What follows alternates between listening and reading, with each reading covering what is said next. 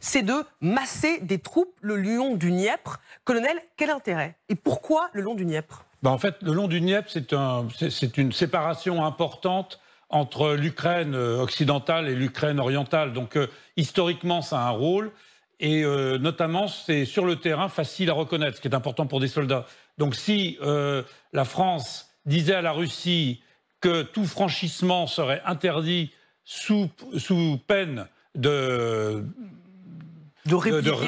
répliquer, c'est immédiatement identifiable, si vous voulez. C'est une zone qui est identifiable sur le terrain. Et c'est important parce que, évidemment, vous avez Kiev, mais vous avez toute une zone où, à l'ouest du Dniepr, vous avez des populations qui parlent ukrainien, qui sont ukrainiennes de très longue date, ce qui est aussi le cas de ceux qui sont à l'est. Mais là, c'est une marque, c'est une barrière qui est visible sur le terrain.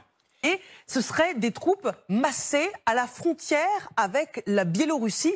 Encore une fois, quel est l'intérêt de situer des troupes à ce niveau-là? Il y a un double intérêt. D'abord, de dissuader la Biélorussie de prêter main forte aux Russes, sous peine de se retrouver elle aussi menacée du feu français, mais surtout, c'est pour protéger Kiev. Parce que, si vous voulez, et d'ailleurs je pense que les deux options peuvent être un moment mixte, c'est-à-dire que le long du Dniepr et autour de Kiev, mettre des troupes françaises pour dire aux Russes, n'allez pas plus loin, sinon vous risquez notre feu, y compris notre feu non conventionnel.